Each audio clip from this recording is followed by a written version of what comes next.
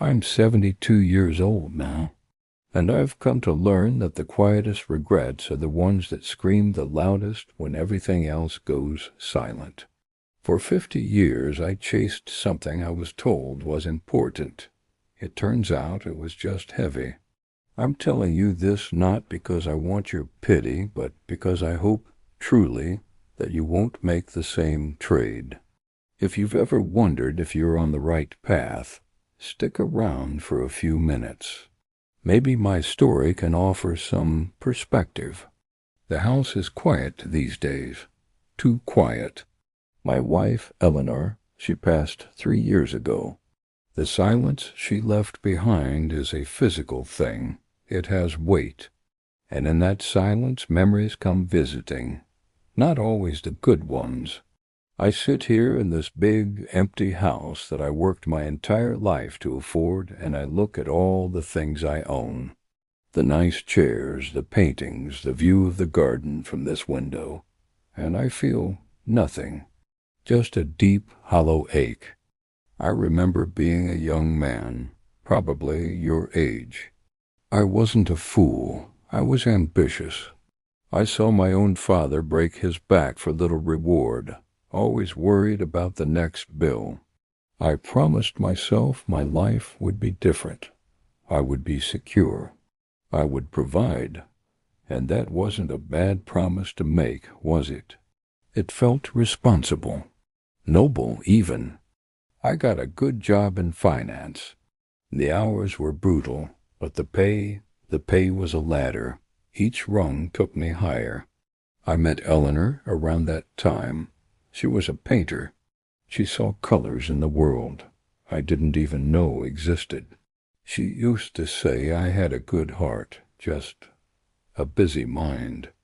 In the beginning, she understood. "You're building our future," she'd say, bringing me a plate of food at my desk late at night. And I believed it. I was building. Brick by heavy brick. The first promotion came. We celebrated. I bought her a beautiful necklace. The second promotion meant we could afford a down payment on a house. We moved out of our little apartment. I promised her, soon I'll be home more.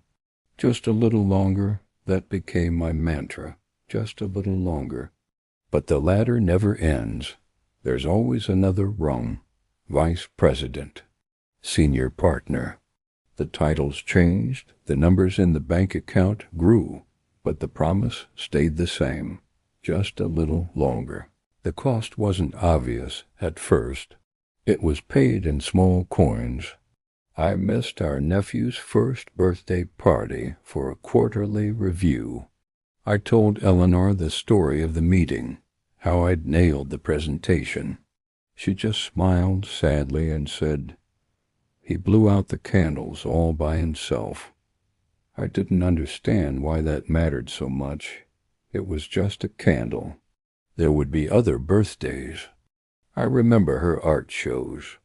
I'd show up late just as people were leaving. I'd kiss her cheek, say I was proud, and then take a call in the hallway. I saw her success through a fog of my own work. I was present in body, but my mind was always somewhere else, in an office, in a meeting, in a spreadsheet. One summer she wanted to drive up the coast, just the two of us. No plans, just a map and some time. I told her I couldn't possibly get away. "The market is volatile," I said. "They need me." She went with her sister instead. When she came back, her eyes were full of a light I hadn't seen in a long time. She tried to tell me about the cliffs, the little towns, the ocean. I was checking my email while she spoke. The light in her eyes dimmed. I didn't even notice. How do you not notice something like that? The turning point wasn't a big, dramatic explosion. It was a quiet closing of a door. Our son, Michael, was in a school play. He had one line, but he'd practiced it for weeks. The play was on a Tuesday afternoon. I had a huge deal closing. I told him I'd make it. I swore I would. I got stuck in traffic. I remember sitting in the car, yelling at the other drivers, my heart pounding with anxiety, not about missing his line, but about being late for the conference call after the play. I got there just as the cast was taking their final bow. I saw Michael on stage, searching the crowd. His eyes met mine for a second, and the look on his face, it wasn't anger. It was resignation. He just looked away. He hadn't expected me to be there. At 8 years old, my son had already learned not to count on me. I went backstage and tousled his hair. "You were great, buddy." I boomed. He just shrugged. That night, Eleanor and I had a fight, a real one. She said, "He's starting to believe that your work is more important than he is." I defended myself, of course. My work pays for his school. It pays for this house. She looked at me, her voice barely a whisper.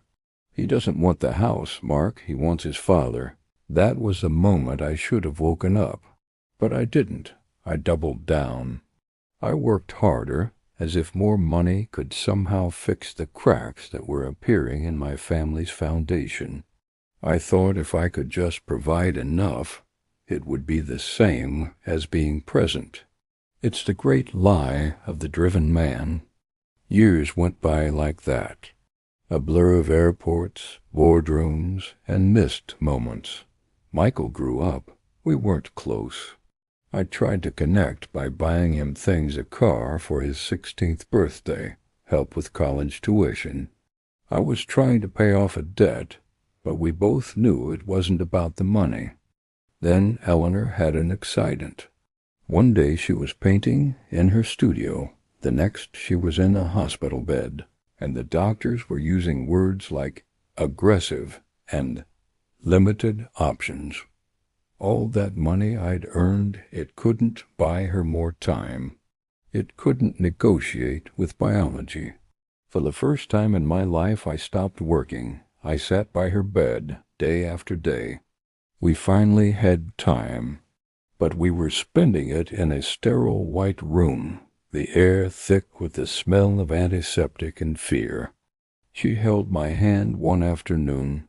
Her own was so thin. She said, "I wish we'd taken that trip up the coast." And all the years, all the excuses, all the missed dinners and forgotten promises, they crashed down on me. I started to cry. Not quiet, dignified tears, but the wrenching sobs of a man who has realized, far too late, that he has traded diamonds for dust. She's gone now. Michael lives across the country. He calls on holidays.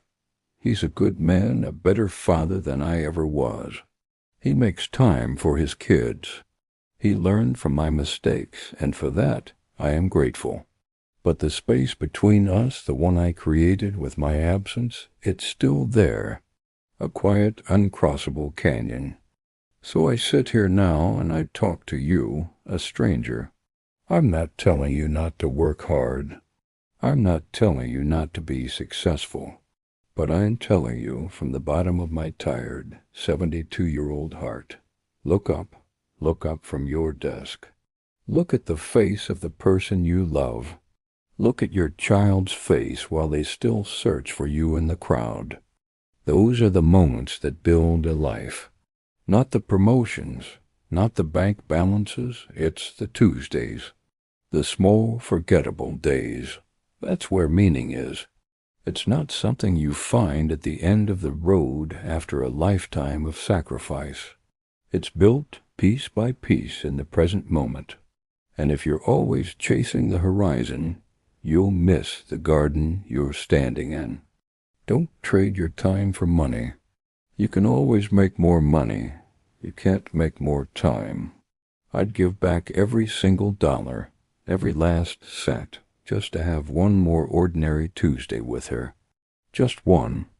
My friend essentially compiled a collection of her writings and some of my own reflections into a few books. They explore this idea of finding meaning in the small moments.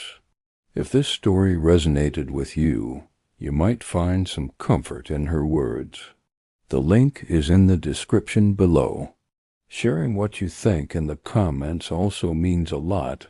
It makes this quiet house feel a little less empty. Thank you for listening to an old man's ramblings. Please don't wait until the silence comes to start listening.